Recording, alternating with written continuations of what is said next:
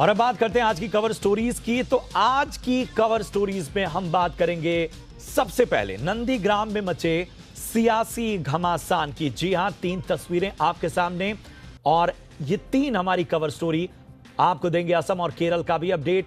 महाराष्ट्र में कोरोना का महाविस्फोट हमारी दूसरी कवर स्टोरी। क्या लॉकडाउन ही आखिरी ऑप्शन बचा है, बताएंगे आपको। करेंगे महाराष्ट्र में कोरोना का 360 डिग्री एनालिसिस और बात करेंगे आपसे जुड़ी एक अहम खबर की। 1 अप्रैल से बदल सकती है आपके लिए ऑटो डेबिट की व्यवस्था। आखिर क्या होगी वो नई व्यवस्था, क्या दिक्कतें हैं, क्या अड़चने हैं, क्या चैलेंजेस हैं। तो चलिए शुरू करते हैं हमारी कवर स्टोरी की शुरुआत। सबसे पहले बढ़ते हैं पहली कवर स्टोरी की तरफ, जो कि है चुनावों से जुड़ी हुई। जी हां, 5 राज्यों के रण में अब बारी है दूसरे चरण के मतदान की। 1 अप्रैल को दूसरे चरण के लिए 2 राज्यों असम और पश्चिम बंगाल में वोटिंग होगी। दूसरे चरण के प्रचार का शोर आज थम गया और आज बंगाल में 2 रैलियों का, कह सकते हैं कि रैलियों का दिन था और पूरी तरह से असर नजर आया। पश्चिम बंगाल में साफ तौर पर टक्कर नजर आई। ममता बनर्जी और अमित शाह नंदीग्राम में आमने सामने दिखे, तो वहीं केरल यानी दक्षिण के राज्य केरल में पीएम मोदी गरजे। दूसरी तरफ असम में, नॉर्थ ईस्ट में जेपी नड्डा ने हुंकार भरी। राहुल गांधी की रैलियां थी, लेकिन खराब मौसम के चलते वो असम नहीं जा सके। सबसे पहले बात करेंगे हम पश्चिम बंगाल की। वैसे तो 30 सीटों पर वोट डाले जाने हैं, लेकिन जिस सीट की सबसे ज्यादा चर्चा रही वो है नंदीग्राम, क्योंकि यहां मुकाबला मुख्यमंत्री ममता बनर्जी और बीजेपी के शुवेंदु अधिकारी के बीच है। प्रचार के आखिरी दिन बीजेपी और टीएमसी ने यहां पूरी ताकत झोंक दी है। नंदीग्राम में एक और ममता बनर्जी ने प्रचार की कमान खुद संभाली है, तो वहीं शुवेंदु अधिकारी के समर्थन में गृह मंत्री Amit Shah mega road show करते नजर आए। ममता बनर्जी की पद यात्रा शुरू होने से पहले जब उनका काफिला शाह के रोड शो के रास्ते से गुजरा, तो यहां मौजूद लोगों ने जय श्री राम के नारे लगाए। अमित शाह ने रोड शो के दौरान ममता पर जमकर निशाना साधा। शाह ने दावा किया कि बंगाल में बीजेपी 200 से ज्यादा सीटें जीतेगी। उन्होंने कहा कि बंगाल में परिवर्तन का सबसे सरल रास्ता है नंदीग्राम से ममता को बाहर करना। वहीं ममता बनर्जी ने भी खुलेआम धमकी वाले अंदाज में कहा कि चुनाव के बाद सेंट्रल फोर्सेस तो चली जाएंगी, हमारी सरकार बनी तो बीजेपी को देख लेंगे। ममता ने भाजपा पर राज्य में हिंसा कराने के आरोप भी लगाए। उन्होंने कहा कि बीजेपी बाहर से बंगाल में गुंडे लाकर हिंसा करा रही है।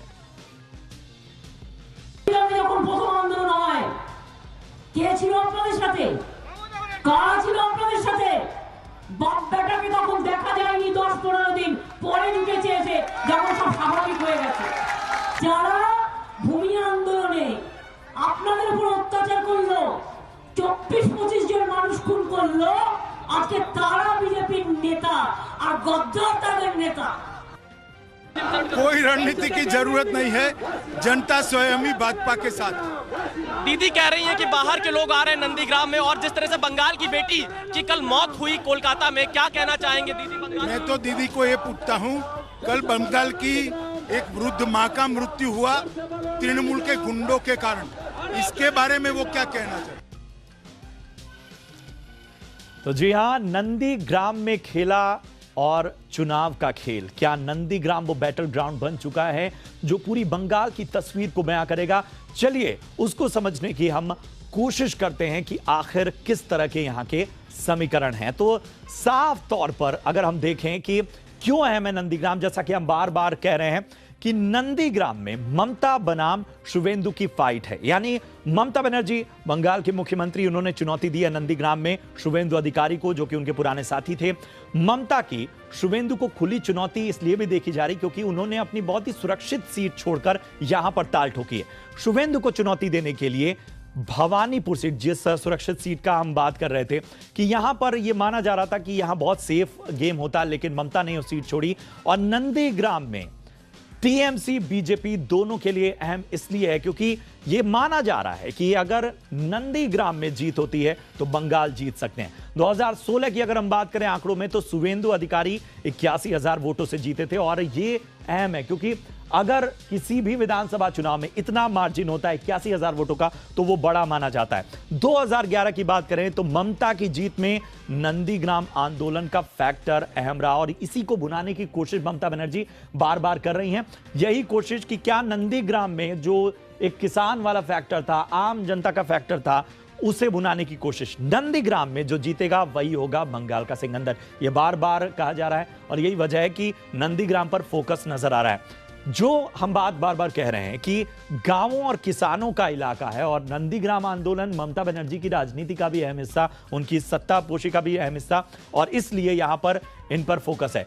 13 साल पहले यहां के किसानों ने किया था आंदोलन, और उस आंदोलन को ममता बनर्जी ने अपना समर्थन दिया था, किसानों के साथ खड़ी नजर आई थी, और वहीं से एक राजनीति में बड़ा कद बना ममता बनर्जी का।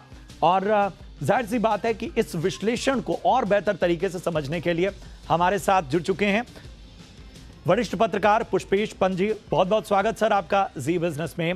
सवाल यही उठ रहा है कि पूरे अगर हम नंदीग्राम को देखें और पूरे बंगाल को देखें, तो नंदीग्राम का संग्राम एक तरफ और बंगाल के बाकी हिस्सों के चुनाव एक तरफ, क्या नंदीग्राम बड़ा राजनीतिक संदेश दे रहा है? संदेश तो तब देगा जब चुनावी नतीजे हमारे सामने आ जाएंगे। मुझे लगता है ये बात शुरू से स्पष्ट थी कि नंदीग्राम में जब ताल ठोककर कमर कस के ममता उतरी थी और उन्होंने अपनी सुरक्षित सीट छोड़ दी थी, तो उन्होंने भी अपना सर्वस्व दांव पर लगा दिया था।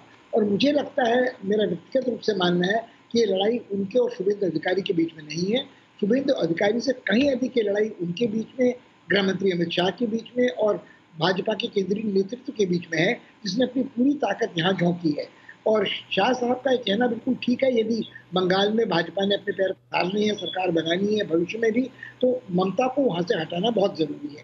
अगर ममता ने जिस तरह अपना सर्वस्व दांव पर लगाया है, उसको देखते हुए मुझे ऐसा नहीं लगता है कि ये लड़ाई बहुत आसान भाजपा के लिए होगी। यदि आप देखें तो जो ध्रुवीकरण है वो सिर्फ जय श्री राम का नारा और जय बंगाल का नारा नहीं है। वहाँ एक पक्ष और है कि जो नंदीग्राम के मतदाता हैं वो ब्लॉक 1 और 2 में, उसमें अल्पसंख्यक मतदाताओं की संख्या बहुत ज्यादा है। अगर ममता अपने चुनाव अभियान में अपने को ब्राह्मण की बेटी, काली की भक्त आदि में प्रकट कर रही हैं, तो उनकी सारी अपील पूरे मतदाता वर्ग के लिए है, न केवल सिर्फ अल्पसंख्यकों के लिए। और मुझे लगता है कहीं ना कहीं उनका महिला होना भी ध्रुवीकरण के उस पक्ष को उजागर करता है, जहाँ महिला जो वोटर हैं वो क्या ममता के प्रति स्वाभाविक रूप से आकर्षित होंगी। चौथा पक्ष ये है कि ममता कितनी ही उनके ऊपर भ्रष्टाचार के, उनकी पार्टी के ऊपर आरोप लगे हों, जो लोग आज भाजपा में उनके खिलाफ लड़ रहे हैं, उन्हें चुनौती दे रहे हैं, अभी हाल तक वो उनकी नाक का बाल थे तृणमूल के नेता के, वो दल बदलू एक तरह से हैं। तो जिसका लेकर भाजपा की स्थानीय इकाई में भी थोड़ा आक्रोश स्वाभाविक है। और जो आपने जीत के आंकड़े बताए, वो 2016 में शुभेंदु अधिकारी ममता बनर्जी की पार्टी के उम्मीदवार के रूप में इतने भारी बहुमत से जीते थे।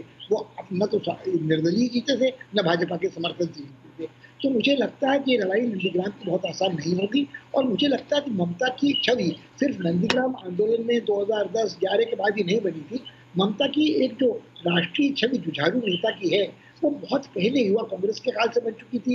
उन्होंने जिस तरह की चुनौती सड़क पे लड़ते हुए माकपाइयों को दी थी, उससे बन चुकी थी। उन पर कातिलाना हमले इसके पहले माकपाइयों ने भी करवाए थे। और माकपा के आतंकी शासन से मुक्ति दिलाने में शायद जो उनकी भूमिका रही है, निर्णायक भूमिका ममता की, उसको भुलाना आसान नहीं है। तो मुझे लगता है ये लड़ाई कांटे की है। सब कुछ अपना झोंका हुआ है, अपनी पूरी ताकत भाजपा ने भी, और ममता के लिए भी आर पार के अस्तित्व की लड़ाई है। तो ये देखना होगा कि बंगाल का मतदाता अपनी अस्मिता को महत्वपूर्ण समझता है, या देशभक्ति का जो ज्वार है, या जो जय श्री राम के नारे हैं, उसके कारण सांप्रदायिक उसका असर। बिल्कुल बिल्कुल। और बहुत ये बड़ा पेचीदा है पुष्पेश जी, जिस तरह से आप बता भी रहे हैं कि चूंकि शुभेंदु अधिकारी ने ममता बनर्जी की लीडरशिप में वो चुनाव लड़ा था, और इसलिए ये बड़ा अंदाजा लगाना, जैसा आप बार बार कह रहे हैं कि कांटे की टक्कर साफ तौर पर नजर आ रही, सबके अपने दावे हैं। लेकिन नंदीग्राम की अगर हम बात करें तो शुभेंदु जिस तरह से बीजेपी के लिए मेहनत कर रहे हैं और अपने जनाधार को इंटैक्ट करने की कोशिश कर रहे हैं, क्या शुभेंदु ही बंगाल में बीजेपी का फ्रंट लाइन चेहरा होंगे आगे भी?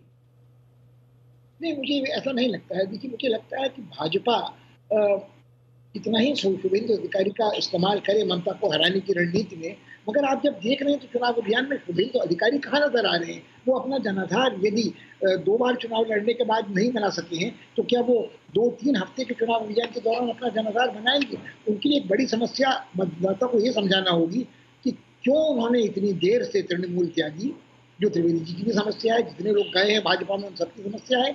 और लड़ाई मुख्य तौर पर यह भाजपा के शीर्ष नेतृत्व की और जो बाहर से आए बड़े राष्ट्रीय नेता है उनकी है, बनस्पत इसलिए कि जो लोग दल बदलकर भाजपा में गए। मुझे लगता नहीं कि अपने आप में शुभेंदु अधिकारी कोई बहुत बड़ी चुनौती ममता के लिए बन सकती है। बिल्कुल बिल्कुल। और पुष्पेश जी, आप हमारे साथ बने रहिए। और जिस तरह से केरल की अगर हम बात कर लें और असम की बात करें, उस पर भी आपसे खास विश्लेषण आगे हम करेंगे। तो पश्चिम बंगाल ही नहीं, असम में भी आज रैलियों का दिन रहा और दूसरे चरण के लिए प्रचार के आखिरी दिन बीजेपी अध्यक्ष जेपी नड्डा ने ताकत झोंक दी। वहीं कांग्रेस की तरफ से राहुल गांधी ने कमान संभाली थी। हालांकि खराब मौसम के चलते राहुल असम नहीं जा सके। इसके बाद उन्होंने एक ट्वीट कर असम के अपने वादे दोहराए। राहुल ने एक वीडियो मैसेज जारी कर कहा कि हम असम में सीए लागू नहीं होने देंगे। उन्होंने कहा कि राज्य को 5 गारंटी के जरिए समृद्धि के रास्ते पर ले जाएंगे। मिशन असम के लिए बीजेपी के अध्यक्ष जेपी नड्डा ने धर्मापुर में रैली की। जेपी नड्डा ने रैली में कहा कि राहुल गांधी की नजर में असम की पहचान बदरुद्दीन है। अगर कांग्रेस और बदरुद्दीन अजमल की सरकार बनी तो फिर से घुसपैठ शुरू कर देंगे। दरअसल 39 सीटों के लिए दूसरे चरण का जो मतदान है वो 1 अप्रैल को होगा। राहुल गांधी बोलते हैं असम की पहचान बदरुद्दीन है। बोलो, असम की पहचान बदरुद्दीन है क्या? बोलो, असम की पहचान बदरुद्दीन है क्या? असम की पहचान है तो गोपीनाथ बोरदोलोई है। असम की पहचान है तो भूपेन हजारिका है। असम की पहचान है तो श्रीमंत शंकर देव है।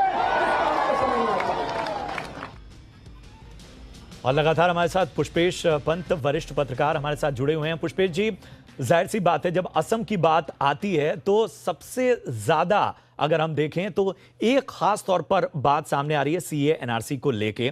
क्योंकि असम की बात करें तो सीए एनआरसी का जो मुद्दा है, क्या बीजेपी के लिए यहां फांस बनता जा रहा है? क्या पार्टी में अंदर खाने भी और बयानों में भी जिस तरह से एक डाइसी बिहेवियर नजर आ रहा है, जबकि बंगाल में बहुत स्पष्ट तौर पर इसके बारे में बात की जा रही है, तो क्या मायने निकाले जाएं इसके? देखिए, मुझे लगता है कि असमंजस भाजपा के लिए निश्चित रूप से है। वो न तो उगलते बनता है न निगलते बनता है। भाजपा घुसपैठियों का जिक्र बार बार कर रही है, बदरुद्दीन का नाम उछाल रही है, मगर हमको असम के संदर्भ में ये बात नहीं भूलनी चाहिए कि वहाँ घुसपैठिए सिर्फ मुसलमान नहीं है, वो वहाँ वे घुसपैठिए भी हैं जो बंगाली भाषी हैं और असमियों से जिनका पीढ़ी दर पीढ़ी द्वेष रहा है। और वहाँ जो तनाव है वो सांप्रदायिक हिंदू बनाम मुसलमान नहीं है। भले इस तरह की हिंसा का विस्फोट असम में हो चुका है अतीत में, नेली नरसंहार के दिनों में, मगर अब पिछले हाल के समय में वहाँ ये समस्या जनजातीय बोडो समुदाय की, जनजातीय समुदाय की, जिनमें सभी ईसाई हैं वो नहीं, या तकनीकी पूजक हैं वो हिंदू नहीं है। और वहाँ इसको ये रूप देना, जब नड्डा साहब ये कहते हैं कि असम की पहचान भूपेन हजारिका है, तो वो शायद भूल जाते हैं कि भूपेन हजारिका के तेवर न केवल अस्मिता के थे, उनका रुझान समाजवादी समता पोषक था और कमोबेश धर्मनिरपेक्ष था। उनकी जो गंगा बहती है क्यों, बूढ़ो लोहित तुम्हें क्यों बहते हो, दोला दोला दोला जो है वो सब एक तरह से सामंतवाद के विरोध, समता पोषक, लगभग समाजवादी स्वर है।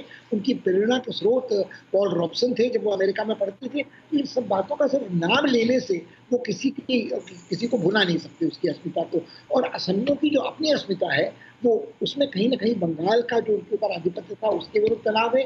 और बार बार जब आप ये कहते हैं घुसपैठिए घुसपैठिए घुसपैठिए, तो न केवल आप असम की जनता को, जो जनजाति हैं, नौजवान असमिया हैं, उनको दुखी करते हैं, बल्कि पड़ोसी बांग्लादेश में जहाँ भी बड़ी सफल यात्रा प्रधानमंत्री की हुई थी, वहाँ भी सीए के कारण और राष्ट्रीय नागरिकता पंजीकरण के कारण आप एक कठिन जटिल चुनौती को और भी दुखी को उलझाते हैं।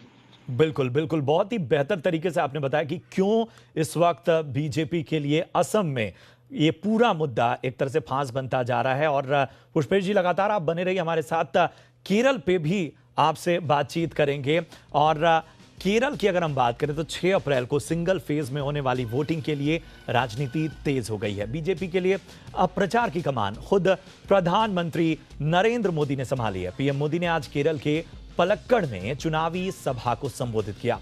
उन्होंने इस रैली में कांग्रेस और लेफ्ट पर जोरदार हमला बोला। पीएम मोदी ने कहा कि कांग्रेस और लेफ्ट में मैच फिक्सिंग हो गई है और चुनाव में दिखाने के लिए कांग्रेस लेफ्ट एक दूसरे पर हमले करते हैं। साथ ही पीएम मोदी ने यह भी कहा कि केरल की राजनीति बदलाव ले रही है क्योंकि वोट करने वाले युवा एलडीएफ यूडीएफ की राजनीति से पक चुके हैं। पीएम की रैली में मेट्रोमैन ई श्रीधरन भी मौजूद रहे। पीएम मोदी ने मेट्रोमैन की भी तारीफ की। The first time voter of Kerala is asking, what is this match fixing? 5 years, one loot. 5 years, the other loot. People are seeing how UDF and LDF misled people. तो केरल में भी बड़ी दिलचस्प समीकरण बनते हुए दिख रहे हैं और पीएम मोदी आज जब वहां पर रैली करते नजर आए, मेट्रोमैन ई श्रीधरन मौजूद थे। पुष्पेश पंत हमारे साथ लगातार जुड़े हुए हैं। पुष्पेश जी, संभावनाएं की अगर हम बात करते हैं और बीजेपी की केरल खासतौर पे दक्षिण के राज्यों में अगर संभावनाओं का जिक्र आता है तो केरल में बहुत सी तस्वीर बदल जाती है। और क्या एलडीएफ यूडीएफ की लड़ाई में बीजेपी के लिए संभावनाएं हैं या एक कह सकते हैं कि ये एक टेस्ट है बस? मुझे लगता है बिल्कुल एक टेस्ट है, संभावनाएं बहुत सीमित है। मुझे लगता है कि केरल के चुनाव अभियान में भी भाजपा की रणनीति विरोधाभासों से घिरी है। एक और जब राष्ट्रीय चुनाव में वो कहते हैं कि 75 वर्ष के ऊपर किसी भी उम्मीदवार को नहीं उतारा जाएगा, वो मार्गदर्शक मंडल का सदस्य हो जाएगा, वो अपील युवाओं से कर रहे हैं केरल की, जो मैच फिक्सिंग का आरोप लगा रहे हैं इन दो दलों पर, वामपंथियों पर और कांग्रेस पे। मगर चेहरा जो वो उतार रहे हैं जीत की एकमात्र आशा के साथ, वो 80 के शिखर पार कर चुके मेट्रोमैन श्रीधरन का है। तो कहीं ना कहीं एक हास्यास्पद स्थिति है कि आप अपील तो मतदाता से कर रहे हैं जो युवा मतदाता है, और जो चेहरा आप सामने रख रहे हैं वो 80 पार के भीष्म पितामह सरीखे किसी पुरखे का है।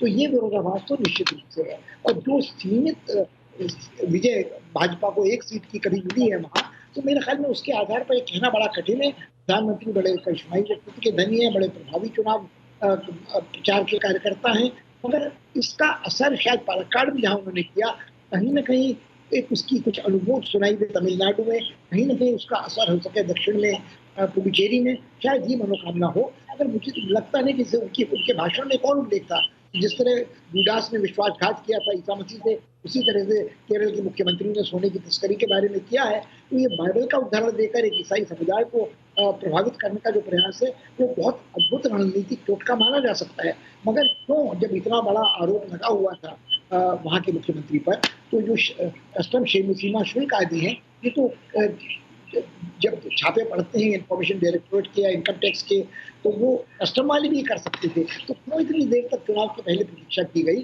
और ये पोल नहीं खोली गई वहाँ के मुख्यमंत्री की? मुझे लगता है ये सारी बातें, केरल में साक्षरता का स्तर बहुत ऊंचा है, वहाँ एक राजनीति का ध्रुवीकरण वैचारिक भी है और सांप्रदायिक भी है। तो सबको देखते हुए मुझे लगता नहीं कि वहाँ बहुत बड़ी संभावना भाजपा की सफलता की है। बहुत बहुत शुक्रिया करेंगे पुष्पेश पंत साहब हमसे जुड़ने के लिए और पश्चिम बंगाल, असम और इसके साथ ही केरल के चुनाव पर बेहतरीन विश्लेषण के लिए। बढ़ते हैं आगे और अब बात हमारी दूसरी कवर स्टोरी कोरोना विस्फोट की। देश में कोरोना की रफ्तार लगातार बढ़ती जा रही है और यह चिंता का सबब होती जा रही है। हर दिन कोरोना के नए रिकॉर्ड केस सामने आ रहे हैं। बीते 24 घंटे में देश में 68,000 से ज्यादा नए केस आए हैं। इसके साथ ही देश में कुल संक्रमितों की संख्या 1,20,00,000 के पार पहुंच गई है। केंद्रीय स्वास्थ्य मंत्रालय ने भी यह माना है कि देश में कोरोना की हालत बद से बदतर होती जा रही है और कुछ राज्यों में तो हालात बेहद चिंताजनक हैं।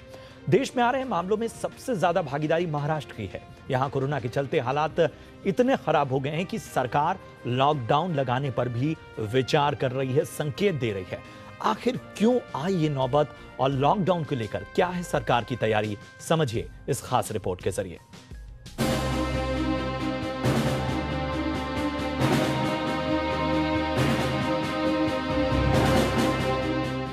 महाराष्ट्र में कोरोना का महाविस्फोट जारी है।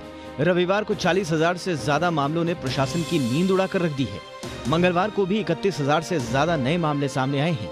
इसी के साथ यहां कुल संक्रमितों की संख्या 23.5 लाख को पार कर गई है।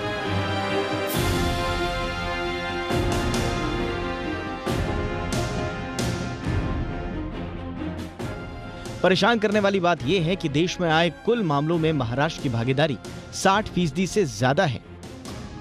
बढ़ते कोरोना मामलों को लेकर महाराष्ट्र के मुख्यमंत्री ने अधिकारियों को लॉकडाउन का रोड मैप तैयार करने के लिए कहा है। राज्य में नाइट कर्फ्यू पहले से ही लगाया जा चुका है। कई जगहों पर दूसरी सख्तियां भी बढ़ाई जा रही हैं। इसके बावजूद राज्य में लॉकडाउन लगाने की बात आखिर क्यों की जा रही है, उसकी कई वजहें हैं। दरअसल देश में सबसे ज्यादा मामले कहीं से आ रहे हैं तो वो राज्य है महाराष्ट्र। इसी महीने 1 से 29 मार्च के बीच ही राज्य में करीब 6 लाख नए केसेस आए हैं। मार्च महीने में आए केसेस ने बीते 4 महीनों का रिकॉर्ड तोड़ दिया है। इससे पहले सितंबर 2020 में 5,93,000 नए केस सामने आए थे। 17 मार्च के बाद से अब तक महाराष्ट्र में हर दिन 20,000 से ज्यादा नए मामले दर्ज हो रहे हैं। महाराष्ट्र में कोरोना के चलते 2,000 से ज्यादा लोगों की अब तक मौत हो चुकी है। नाइट कर्फ्यू और दूसरी पाबंदियों के बावजूद कोरोना के नए केस राज्य में रुकते नजर नहीं आ रहे हैं। इसीलिए एक तरफ जहां मुख्यमंत्री लॉकडाउन लगाने की बात कह रहे हैं, तो वहीं स्वास्थ्य मंत्री राजेश टोपे ने भी लॉकडाउन लगाने की चेतावनी दी है। लेकिन दूसरी तरफ उनके इस प्रस्ताव का विरोध भी शुरू हो गया है। एनसीपी नेता नवाब मलिक ने इसका विरोध करते हुए कहा है कि राज्य में लॉकडाउन की जरूरत नहीं है।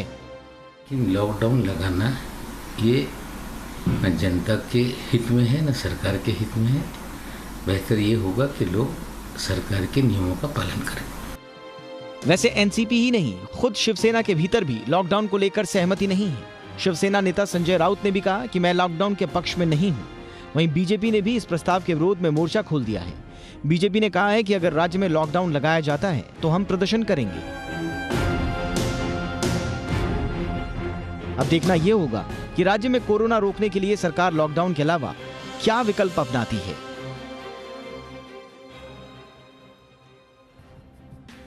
तो लॉकडाउन अगर नहीं तो फिर क्या ऑप्शन बचते हैं, क्या विकल्प हैं जिससे कोरोना की रफ्तार को थामा जा सकता है। चलिए आपको इस ग्राफिक्स के जरिए बताने की कोशिश करते हैं। तो लॉकडाउन नहीं तो क्या ऑप्शन है? वैक्सीनेशन की रफ्तार तेज करनी होगी, सबसे अहम। जी हां, 18 से 45 उम्र वाले लोगों को वैक्सीन लगनी होगी, क्योंकि ये ऐसी एज कैटेगरी है जो लोग ज्यादा बाहर निकल रहे हैं, ज्यादा वर्क फोर्स है इनका, और इनको जल्द से जल्द वैक्सीन लगाई जाए। अगर घर घर वैक्सीन की रणनीति बने तो ये सुरक्षित भी है और ज्यादा इफेक्टिव है। ये एक अहम विकल्प है। प्रभावित राज्य जैसे जो 6 राज्य हैं, महाराष्ट्र जिसमें शामिल है, कर्नाटक है, तमिलनाडु है, ये 6 राज्य जहां पर सबसे ज्यादा कोरोना के केस हैं, यहां पर वैक्सीनेशन को लेकर भी खास रणनीति बने और कोरोना की गाइडलाइन भी स्पेशल रूप से बनाई जाए। नाइट कर्फ्यू, मार्केट पास, जो कि नासिक का एक केस हम आपको बताएंगे कि आखिर मार्केट पास कैसे इफेक्टिव हो सकता है। इसके अलावा पब्लिक ट्रांसपोर्ट, जैसे हम खासतौर पे महाराष्ट्र और मुंबई में देख रहे हैं कि चाहे बेस्ट की बसें हो, चाहे लोकल ट्रेन हो, यहां पर कोई निगरानी नहीं है, बहुत धड़ल्ले से लोग चढ़ रहे हैं और ये बहुत बड़ा कारण है इस रफ्तार का। दफ्तरों में, बड़े बड़े ऑफिसेज में वैक्सीनेशन की सुविधा पहुंचाई जाए और ये सुरक्षित भी है, लोगों को बाहर कहीं जाना नहीं पड़ेगा, दफ्तर तक वैक्सीन। और हर तरह की सामूहिक सभाओं पर रोक लगे। हर तरह की, अगर हम सामूहिक सभा का जिक्र कर रहे हैं, इसका मतलब है कि हम देख रहे हैं कि चुनावी रैली में भीड़ हो रही है, वहां कोई रिस्ट्रिक्शन नहीं है, लेकिन हम देख रहे हैं कि शादियों पर 50 लोगों की पाबंदी है। तो ये जो विरोधाभास है, ये नजर नहीं आना चाहिए। सभी तरह की जो सामूहिक सभाएं हैं उन पर रोक लगनी चाहिए। हमारे साथ इस वक्त इस खास चर्चा में विश्लेषण के लिए हमारे साथ महाराष्ट्र कोविड टास्क फोर्स के डॉक्टर राहुल पंडित जुड़ चुके हैं। डॉक्टर राहुल, सबसे बड़ा सवाल इस समय शायद हर मुंबईकर, हर आदमी के जहन में और महाराष्ट्र के हर बाशिंदे के मन में है कि क्या लॉकडाउन लगाया जा सकता है, और ये सबसे बड़ा सवाल सबके मन में पैदा हो रहा है। क्या कुछ चल रहा है अंदर खाने, आपसे जानना चाहेंगे। नमस्ते। ऐसा है कि लॉकडाउन क्यों लगाते हैं? लॉकडाउन लगाते हैं अगर हमारी हेल्थ इंफ्रास्ट्रक्चर जो है वो अगर नंबर ऑफ केसेस को अगर हम लोग कोप नहीं कर पाए, अगर इतने केसेस ज्यादा बढ़ गए कि है उनको एडमिट करने के लिए जगह नहीं है या उनको देखने के लिए हमारे पास डॉक्टर बल नहीं है, तो उसको इंक्रीज करने के लिए, उसको सक्षम करने के लिए जो है लॉकडाउन लगाते हैं। तो अर्थात जो ये बात हो रही है लॉकडाउन की, जो कि आदरणीय सीएम साहब और आदरणीय स्वास्थ्य मंत्री जी ने बताया कि हो सकता है, ये इसी डर की वजह से है कि शायद हम लोग इतने अगर केसेस पहुंच जाए तो हमको लॉकडाउन के बारे में सोचना पड़ेगा। टास्क फोर्स जो है और हम लोग जो है हमेशा साइंस की बात करते हैं, हम लोग हमेशा बोलते हैं कि माइक्रो कंटेनमेंट करो, जो लोग होम क्वारंटीन नहीं हो पा रहे उनको इंस्टीट्यूशनल क्वारंटीन करो। कोविड अप्रोप्रिएट बिहेवियर जो है वो बहुत सख्ती से लागू करो। और चौथा, आपने ऑलरेडी आपके शो के शुरुआत में अभी कहा कि वैक्सीनेशन की रफ्तार जो है वो तेज करनी चाहिए। आई थिंक ये जो 3 या 4 जो अगर हम लोग मूलभूत नियम अगर अपनाएंगे तो ये रफ्तार इतनी नहीं बढ़ेगी कि हमारा हेल्थ केयर इंफ्रास्ट्रक्चर जो है अभी स्ट्रेच हो जाएगा। आज ही बंबई में जो है करीब 2 से 2,500 बेड्स की प्राइवेट अस्पतालों में जो है और बढ़ोतरी की है, और उसमें करीब 350 पौने 400 आईसीयू बेड्स भी है। तो इस वक्त जो है बंबई में करीब 30 से 35% बेड जो है वो खाली है। महाराष्ट्र के कुछ जिलों में बेड्स की सिचुएशन थोड़ी बहुत टेंस है, पर वहां पे भी जो है लोकल प्रशासन जो है बहुत वॉर फुट पे काम कर रही है। बिल्कुल डॉक्टर राहुल, जिस बात का आप जिक्र कर रहे हैं और आपने जो बहुत ही बेहतरीन विकल्प सुझाए भी कि किस तरह से कोशिशें हो रही हैं और इन सब पर अमल किया जा रहा है, और इस शो में भी जो विकल्प हमने शामिल किए वो विश्लेषण के तौर पर आप जैसे एक्सपर्ट से बातचीत के आधार पर और लोगों की राय के आधार पर तैयार किए थे। तो क्या ये विकल्प लॉकडाउन का ऑप्शन हो सकते हैं, प्लान बी हो सकते हैं, जिससे कोरोना की रफ्तार को थामा जा सके? जरूर साहब, लॉकडाउन कोई नहीं चाहता है, जबकि हमेशा जो बात होती है तो ये वही होती है कि हम ऐसे सिचुएशन ना पड़े कि फिर लोगों की जान पे बनाए। तो वैसे ना पड़े उसके लिए हमको जो है कि लॉकडाउन के बारे में सोचना है, और वो उसके बारे में जो हम लोग विकल्प ले सकते हैं, ऑल्टरनेटिव ले सकते हैं, उनके ऊपर ज्यादा ध्यान देना है। लॉकडाउन ये ऑप्शन नहीं होता है ज्यादा इस वक्त जो है। लॉकडाउन से ज्यादा हम लोग अगर ये माइक्रो कंटेनमेंट और जो मैंने अभी थोड़े बहुत विकल्प बताए इनको अगर हम अच्छे से करेंगे तो शायद हम लॉकडाउन से बच जाएंगे। ऐसा एटलीस्ट साइंटिफिकली लग रहा है। अर्थात अल्टीमेट डिसीजन जो होता है ये एडमिनिस्ट्रेटिव और पॉलिटिकल डिसीजन होता है। हम लोग एज अ टास्क फोर्स जो हम लोग प्रैक्टिसिंग डॉक्टर्स है वो सिर्फ हम लोग सोल्यूशंस बता सकते हैं। ऑलरेडी नाइट कर्फ्यू लग गया है तो मेरे ख्याल से थोड़ी बहुत तो कमी आएगी केसेस के अंदर, क्योंकि लोग जो है अभी शाम को बाहर नहीं जा पाएंगे। होटल्स रेस्टोरेंट्स में ज्यादा भीड़ नहीं होगी। पब्स और वो जो नाइट क्लब्स वगैरह उनमें, या जूहू चौपाटी है हमारी जो गिरगांव चौपाटी, वहां पे थोड़ी बहुत भीड़ कम होगी। और छोटे गांवों में और टीयर 2 सिटीज में भी ये देखा जाएगा कि शाम की भीड़ तो कम हो ही जाएगी कम से कम। बिल्कुल बिल्कुल, बहुत बहुत शुक्रिया करेंगे डॉक्टर राहुल पंडित हमसे जुड़ने के लिए और बताने के लिए कि किस तरह से टास्क फोर्स काम कर रही, किस तरह के सुझावों पर बातचीत हो रही है। और अब बारी है हमारे दर्शकों की। हमने आपसे वादा किया था कि आप खुद हमारे इस शो का हिस्सा होंगे और इसके लिए हम रोज आपसे एक खास सवाल पूछते हैं। और आज का सवाल था, बिना लॉकडाउन के कोरोना रोकने का उपाय क्या है? और आज के हमारे क्रिएटिव दर्शक हैं आदर्श प्रताप। जी हां, आदर्श प्रताप ने बहुत ही क्रिएटिव जवाब दिया। उन्होंने लिखा, सभी के लिए वैक्सीन मार्केट में उपलब्ध हो। जी हां, बहुत ही बेहतर सुझाव आदर्श आपका। और इसके साथ ही दीपक पांडे हमारे दूसरे दर्शक, जिनका क्रिएटिव जवाब था कि मास्क लगाना और 2 गज की दूरी बनाए रखना, जो कि बेसिक है और यही हमको याद रखना है। दीपक और आदर्श, आप दोनों के जवाब बहुत ही शानदार थे और इस शो में हमने शामिल किया उन जवाबों को। और अब बारी हमारे कवर स्टोरी नंबर 3 की। जी हां, अगर आप मोबाइल बिल, बिजली बिल या बाकी किसी यूटिलिटी बिल के पेमेंट के लिए ऑटो डेबिट की सुविधा आपने ले रखी है तो आपको 1 अप्रैल से परेशानी का सामना करना पड़ सकता है। 31 मार्च से आरबीआई की एडिशनल फैक्टर ऑथेंटिकेशन की नई गाइडलाइंस को लागू करने की डेडलाइन है, लेकिन ज्यादातर बड़े बैंकों ने इसके लिए खुद को तैयार नहीं किया है। इसका आप पर क्या होगा असर, समझिए इस रिपोर्ट में।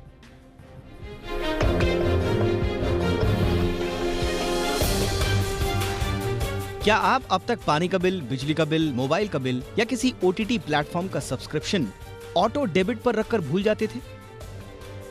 अगर हाँ, तो 1 अप्रैल से आपका ऑटोमेटिक सब्सक्रिप्शन शायद काम न करे।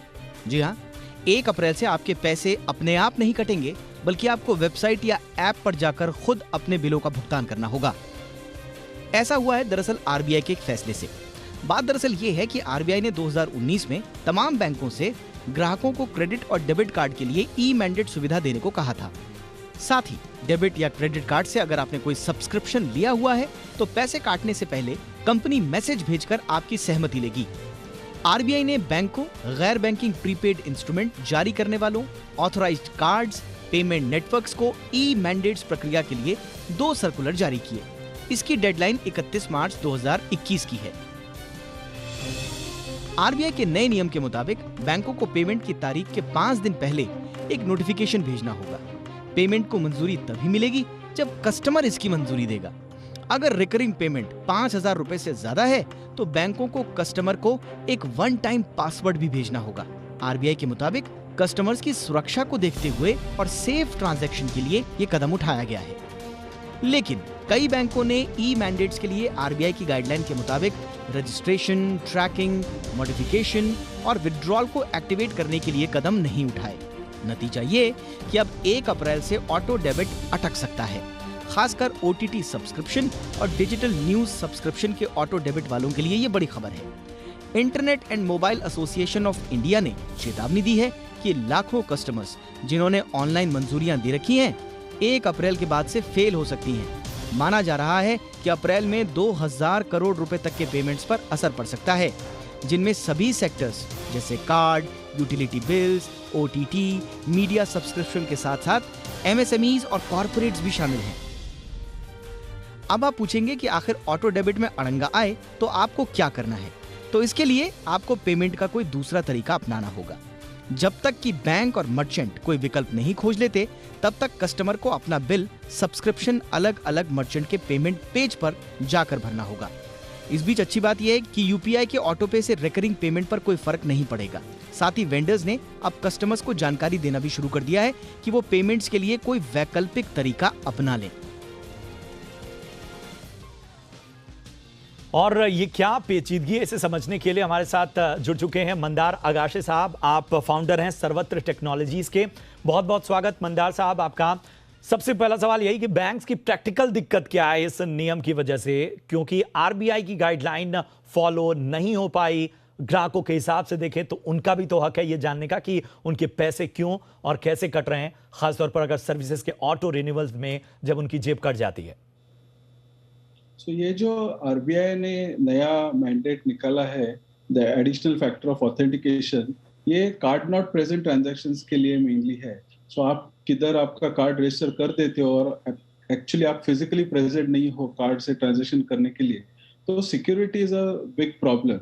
एंड बहुत बार कस्टमर भूल जाते हैं कि उन्होंने दिया हुआ है एंड वो कंटिन्यूअस कटिंग चालू रहता है। सो इसलिए आरबीआई ने कंपलसरी किया है कि आपको एडिशनल फैक्टर ऑफ ऑथेंटिकेशन लागू करना है। अभी ये तैयारी बहुत बैंकों की नहीं हुई है, बिकॉज सिर्फ बैंक की ही तैयारी नहीं चाहिए, इसके लिए payment gateway, acquirers, and to end जो मर्चेंट से लेके बैंक तक सबकी तैयारी होनी चाहिए। वो समहाउ नहीं हुई है बहुत बैंकों की। Because of that now for few days, कुछ दिनों के लिए कस्टमर्स को खुद जाके एवरी टाइम पेमेंट करना पड़ेगा। सो शायद ये दिक्कत आएगी, बट कस्टमर के लिए अच्छा ही है। जैसे पिन आया था हर कार्ड के ट्रांजैक्शन के वक्त, तब सबको लगा रहे इसकी वजह से ट्रांजैक्शन नहीं होंगे, इनफैक्ट ट्रांजैक्शन बढ़ गए बिकॉज कस्टमर को ज्यादा सिक्योर लगने लगा। सो मुझको लगता है ये स्टेप बहुत अच्छा है एंड बैंक्स विल फॉलो। बिल्कुल, तो ये ग्राहकों के हक का फैसला है और बैंक्स धीरे धीरे इसे अपनाएंगे। बहुत बहुत शुक्रिया करेंगे आपका इस अहम जानकारी के लिए, इस अहम चर्चा के लिए अगाशे साहब। बढ़ते हैं आगे और अब बात जाहिर तौर पर हमारी उन खबरों की जो कि आज दिन भर सुर्खियां बनी। तो फटाफट देख लेते हैं कि आखिर आज की बड़ी खबरें क्या हैं। तो एंटीलिया केस में वजह की एक और कार बरामद हुई है। नवी मुंबई से कार बरामद हुई है और दूसरी तरफ कोर्ट ने विनायक शिंदे और नरेश को 7 अप्रैल तक एनआईए की हिरासत में भेज दिया है। दूसरी बड़ी खबर, फारूक अब्दुल्ला कोरोना पॉजिटिव पाए गए हैं। जम्मू कश्मीर के पूर्व मुख्यमंत्री रहे फारूक अब्दुल्ला कोरोना पॉजिटिव पाए गए हैं। उनके बेटे और पूर्व मुख्यमंत्री उमर अब्दुल्ला ने ट्वीट करके यह जानकारी दी। तीसरी बड़ी खबर आपको हम बताते हैं, पीएम मोदी ने जल्द स्वस्थ करने की कामना की है और मुजफ्फरनगर दंगे में संगीत सोम को बड़ी राहत मिली है। संगीत सोम अन्य के खिलाफ, उनके अलावा और भी जो उसमें आरोपी थे उनके खिलाफ दर्ज केस वापस लिए जाएंगे। कोर्ट ने अर्जी स्वीकार कर ली है। मोइना सीट से बीजेपी के उम्मीदवार और पूर्व क्रिकेटर अशोक डिंडा का चुनाव प्रचार के दौरान उन पर हमला हुआ। टीएमसी कार्यकर्ताओं पर हमले का आरोप लगाया गया है।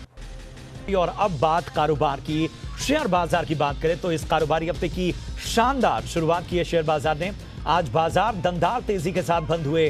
सेंसेक्स 1128 अंक चढ़कर 50,000 के पार बंद होने में कामयाब रहा, तो वहीं निफ्टी 338 अंकों की बढ़त के साथ बंद हुआ।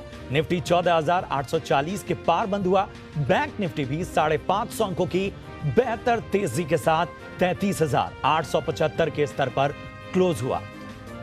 और वहीं बात करें अगर यूएस के बाजारों की, ग्लोबल मार्केट की, तो साफ तौर पर हल्की कमजोरी अमेरिकी बाजारों में नजर आ रही है। डाउ जोन्स की अगर हम बात करें तो मामूली गिरावट यहां पर नजर आई, और इसके साथ ही नैस्डैक की अगर हम बात करें तो यहां पे भी लगभग 0.47% की गिरावट नजर आई।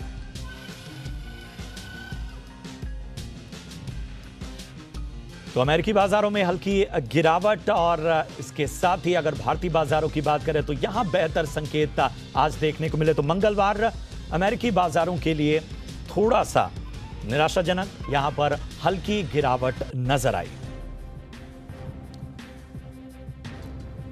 और कल बाजार में कहां एक्शन दिखेगा, क्या कुछ होगा, यह बताने के लिए हमारे साथ जुड़ रहे हैं प्रॉफिट मार्ट सिक्योरिटीज के डायरेक्टर अविनाश गोरक्षर साहब। अविनाश जी, यूएस मार्केट का आज जो ये चाल नजर आ रही है, इसका हमारे बाजारों पर क्या असर दिख सकता है? कल अगर हम सेक्टर स्पेसिफिक कोई एक्शन देखेंगे तो आपको क्या दिख रहा है? मुझे लग रहा है कि कल के बाजार का जो मूड रहेगा वो आज डिपेंड करेगा कि डाउ कैसे बंद होगा। आई थिंक इनिशियली तो मुझे लग रहा है कि मार्केट वहाँ पे काफी वॉलेटाइल है, लेकिन अगर हमारी बात करें तो मुझे लग रहा है कि जो कैपिटल गुड सेक्टर है, प्लस जो बैंक है और जो ऑटो कंपोनेंट या ऑटोमोबाइल कंपनीज के जो शेयर है, क्योंकि पहले तिमाही का मंथ एंड शेयर का जो नंबर आंकड़ा आएगा वो सारे लोग देखेंगे, और कहीं ना कहीं मार्केट ये अनुमान लगाएगा कि चौथे तिमाही का नंबर कैसे होगा। स्पेशली अगर हम कंपनी टाटा मोटर्स, महिंद्रा, मारुति की बात करें तो मुझे लगता है कि ऑटो, बैंक और गिने चुने जो कैपिटल गुड सेक्टर वाली जो कंपनियां हैं, जो काफी मार्केट के मूवमेंट से थोड़ी सी इम्पैक्ट हो चुकी है, वहां पे नजर रहेगी। बट ओवरऑल मुझे लग रहा है कि क्लियरली जो ऑयल एंड गैस सेक्टर है वहां पे थोड़ा सा शायद बिकवाली का मूड आएगा, क्योंकि ये शेयर काफी समय से तेजी में थे, तो थोड़ा बहुत प्रॉफिट वहां पे आएगा, लेकिन ऑटोमोबाइल डेफिनेटली फोकस पे रहना चाहिए। बहुत बहुत शुक्रिया करेंगे अविनाश जी आपका इस अहम विश्लेषण के लिए। बढ़ते हैं आगे और आखिर कारोबार की दुनिया में और क्या कुछ रहा ये जरा देख लेते हैं। तो आज का दिन मेटल कंपनियों के भी नाम रहा। CLSA की दमदार रिपोर्ट के बाद सभी मेटल कंपनियों के शेयरों में भी जोरदार तेजी रही।